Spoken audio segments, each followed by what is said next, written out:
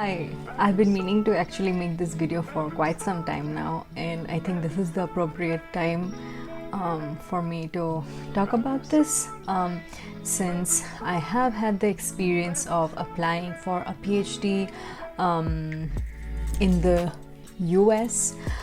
So I am doing my PhD in the English department, so I am quite familiar with the requirements, especially in humanities, and especially for international students. I can talk about a little bit about my experience while I was applying. So in this video, I will of course talk about the things, the requirements for your application. In most universities, the application process has already begun. Some of the deadlines are end of December. Sometimes some universities have deadlines in January. So the first and foremost, there are a few things, 4 to 5 things that are essential actually in your application process. So I was preparing in 2021, so I applied by the deadline of December 2021, and I got my acceptance letter by March 2022.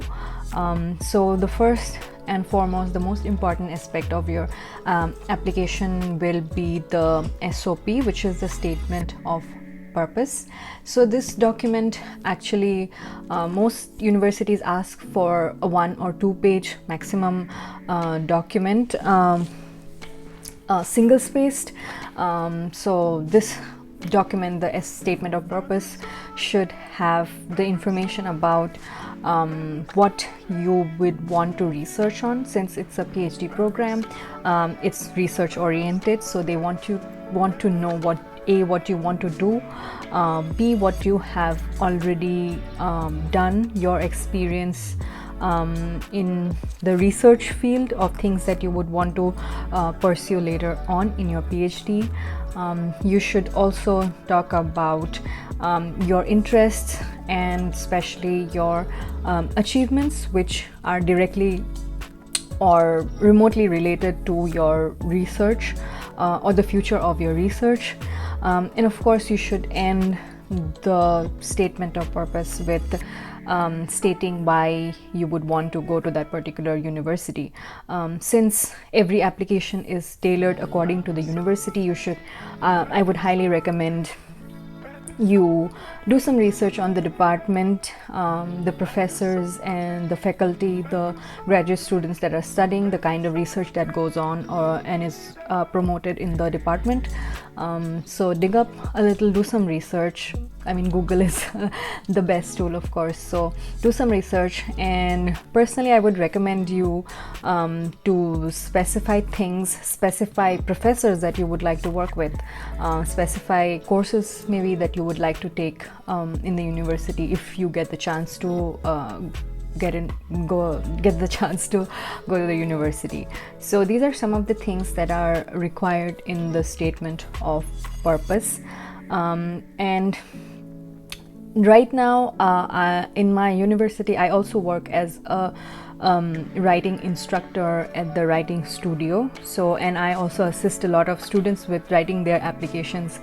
And to be honest, of course, when I was preparing for it, that was a very stressful period, and I had written more than 50 drafts in the course of, I think, 4 to 5 months. I had gotten feedback from a lot of people. I think especially when you're writing your statement of purpose, I think getting feedback is one of the most important things. Of course, everybody might have different opinions, but you should you should take the advice that you think is relevant to your tailored application.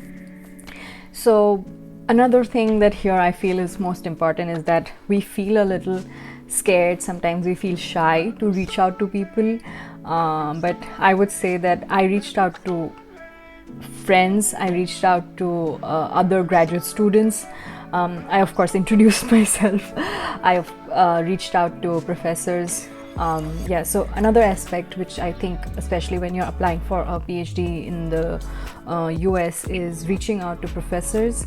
And I, of course, like, not everybody is going to respond to your emails. You should probably get in touch with them 2 to 3 months prior the deadline, so that I mean, if you email 100 people, at least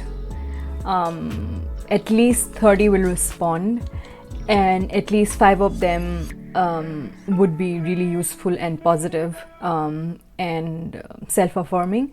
So I would say that reach out to professors. I mean, research the professors that work in your field. Then of course most universities have their email IDs in their university websites, so it's very easy to get in touch with them. Of course it's on them if they would want to reply or not, but in my case I have seen that some take maybe a week, some take a month or more than that to respond to their emails, because professors are they're super busy, and also they get so many emails that sometimes your email might get lost. But I would still say that do reach out to professors. Especially I got a lot of help from professors that didn't know me, but they were interested in working for me, so that helped me a lot in my application journey, because I got a lot of inputs from a lot of them, so that was really helpful. And this is one of the tips that I would give to prospective applicants, especially international students, students who want to apply from India, especially because we are not used to this kind of application process in India, because most of us are used to appearing in entrance exams, most of which are nowadays MCQs. I don't know how you that does not make sense to me, how you can assess somebody's not intelligence. I don't think intelligence is the only parameter for somebody to get into a PhD program, but yeah, so if you're applying to the US, their application process is rather holistic. So it's not just one document which is going to determine your future. So, but yes, of course, the application, the statement of purpose is one of the most important documents in your entire application process. Okay, I'm editing this video and I realized that I did not talk about something very important. So, which is that when you're applying for a PhD program in the US, research is one of the most important. Your research, not anybody else's research, but your research, the topic of your interest, the field that you want to work on, the kind of texts that you want to work on, the theories that you want to work on. These are the most important things while applying to the US. Not the brand of the university, not the brand or the tag of a university, if it's an Ivy or if it's not. So in the US especially, it's mostly research driven. Of course, I would suggest that you do work with somebody whose research interests align with yours. So I would ask you to look for professors, ask you to look at departments, the kind of work that goes on in these departments. I think that's most important when you're applying to universities in the US. Unlike in India, so it's a little different here. So please keep in mind that your interests are the most important things that you should keep in mind while applying. Sometimes it's very important. That is why it's very important to do the research on the department as well as the professors that are working. Sometimes professors are on leave, on extended leave, on hiatus. So you should make sure that you reach out to the professor if they will be available for the next 6 years of your career. So that's very important for you to keep in mind, rather than looking at the name of the status of the university. So yeah, that's what I wanted to say. So the next thing is your LOR. So LORs, you will need 3 letter of recommendations from professors that you have worked with, or professors who have taught you, or if you have worked with them in particular research. So you will need 3 of those. Mostly you need 3, not more than that. So I would suggest that you reach out to your own professors during your bachelor's or your master's as soon as you can, because even they are busy, and sometimes they would need documents and information from you as well, so you should be prepared for that. Letter of recommendations play a huge role. So the letter of recommendation is directly sent. So when you put the email information of your professor into the portal, the admissions application portal, so they are sent a link, your professor will be sent a link, and then they can send in their letter of recommendation directly to the university wherever you want to apply to. Usually most universities have an extended deadline for the letter of recommendations, just the letter of recommendations, not your application, since they understand that professors can get busy, but that you have to check with the particular university for this. Of course, since when something is not in your hands, you might get panicked. I did get panicked once when a professor of mine had not sent her application even on the due date, but later she did send it. So I was thankful for that. So you have to be in touch with your professor regularly just to see if they have sent in the documents or not. So this is a very that's tricky, but that's just part of the process in your application. Another important document is your sample writing. So especially in the humanities, we are asked to produce a 25-page double space 25 page long writing sample. Mostly it should be related to the area that you would want to work on in the future. They want to see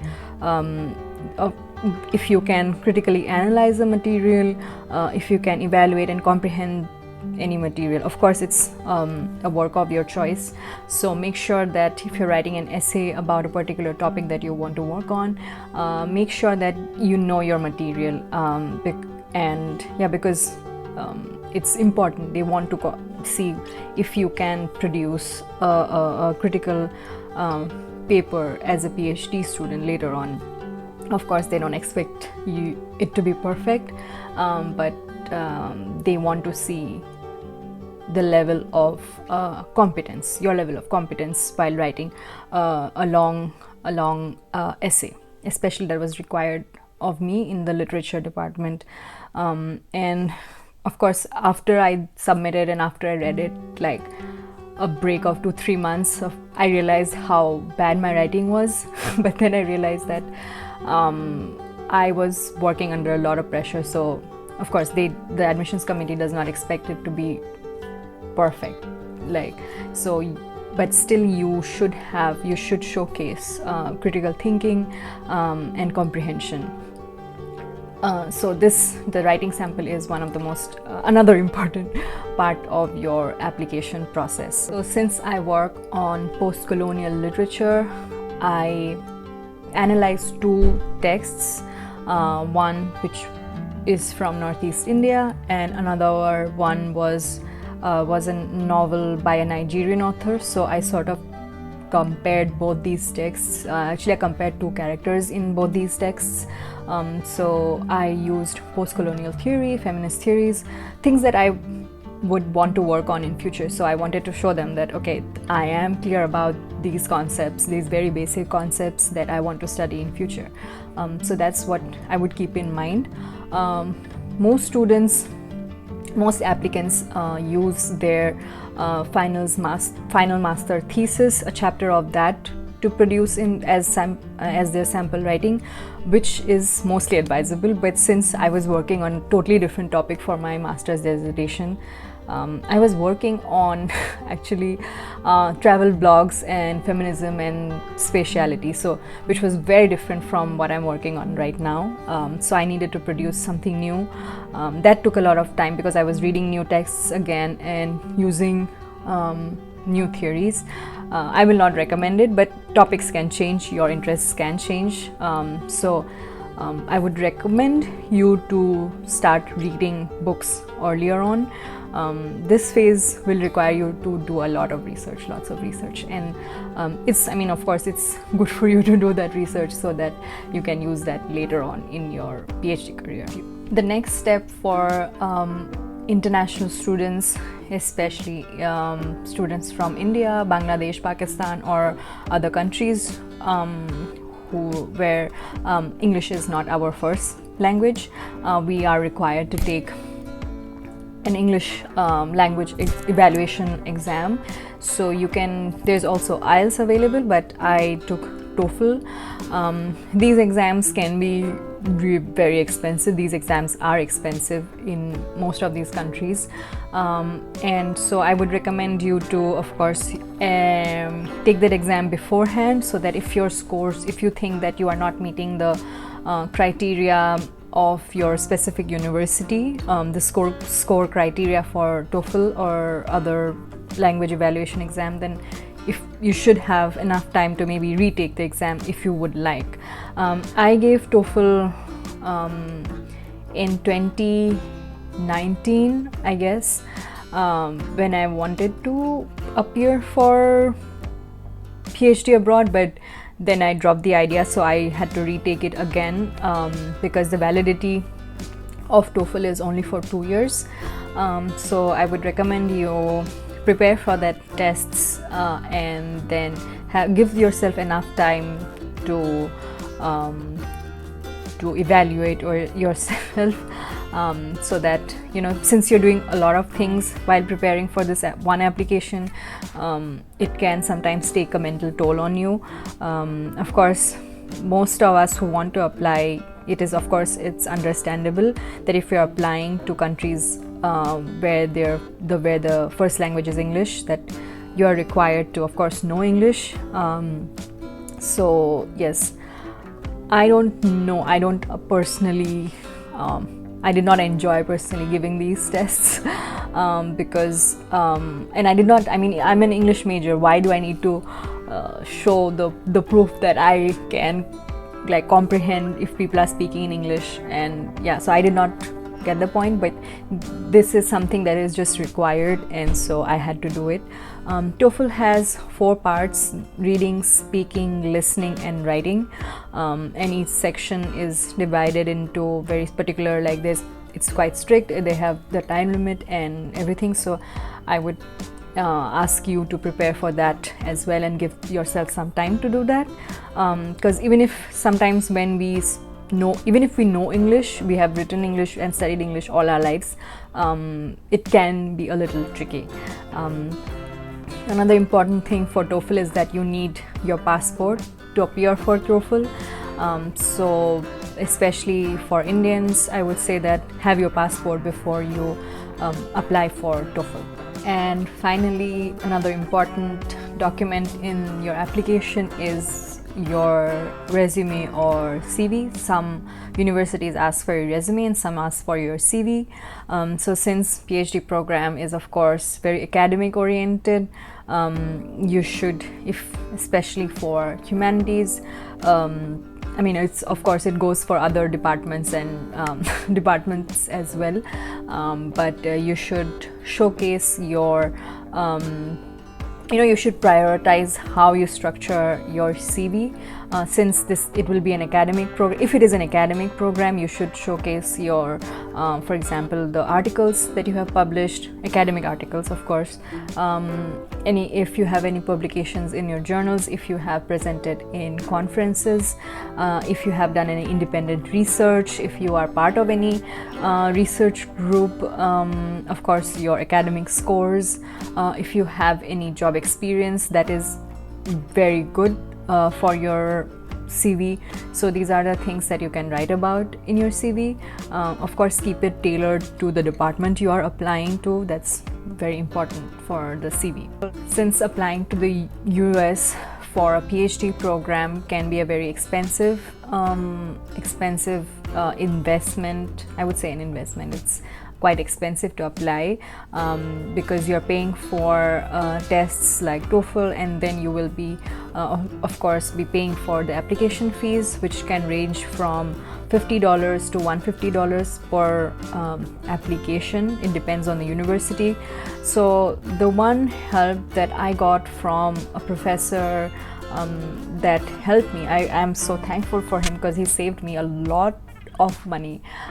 So he actually told me that, you know, you can use because he was interested in working with me, so he of course helped me, and I'm so grateful for that.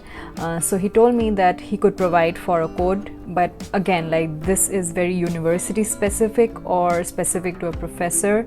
Not every university provides application fee waiver, but I was very thankful and grateful to him.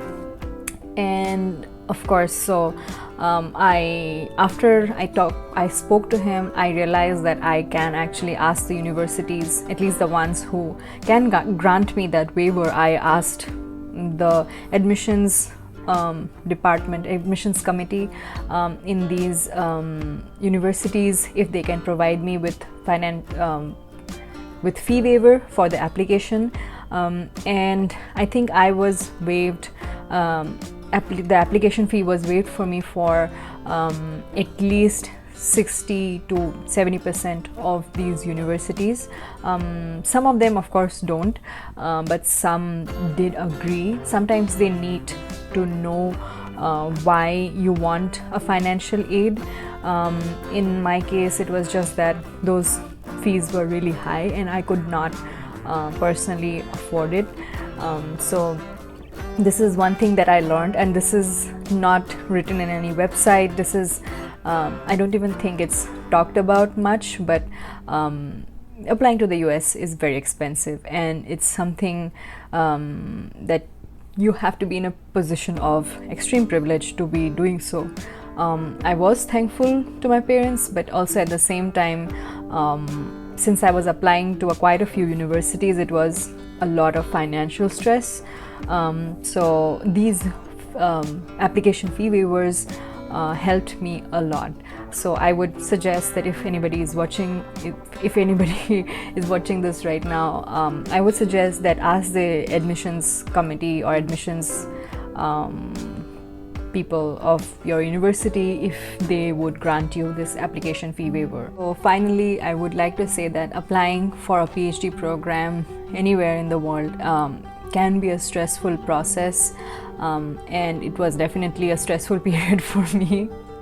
So I would suggest, of course, that I hope that you take care of your mental health while also preparing for your dream PhD program, because of course a PhD program is of course a marathon, especially in the US, since it's a 5-year program with 2 years of coursework, 1 year of preparing for your comprehensive exams and defending a proposal, and then 2 years of writing your dissertation. It's a marathon, and it needs you to be mentally and physically sane, I would say. So even the application process can be grueling, and especially as an international student, of course I had my hopes and dreams and I was super stressed, but the encouragements that I got from my friends, from my family, from professors in various universities was very encouraging and sustaining for me.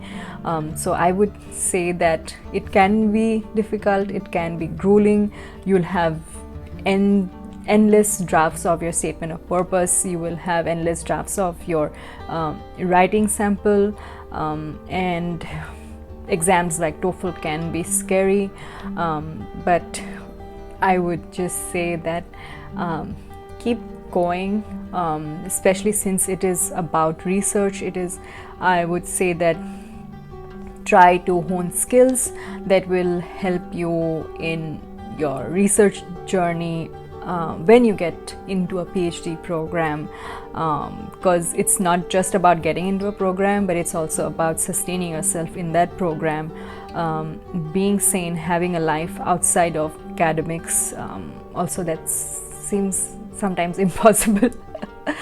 But having a balance. So even while you're applying, I would say that do take breaks, do take help, don't shy away in reaching out. I think reaching out to people that I didn't know, to friends, to professors, helped me a lot in getting a lot of directions. It's also, of course, about making connections in academia. So reaching out to people, I think, was one of the most important things that I learned in my journey of preparing for, while I was preparing to apply for PhD programs in the US. Maybe in the future I can make videos just talking about the specific sections of the application, if anybody wants me to, but since I also work with other students now in writing and helping them with their applications, I think especially the CVs and statement of purposes.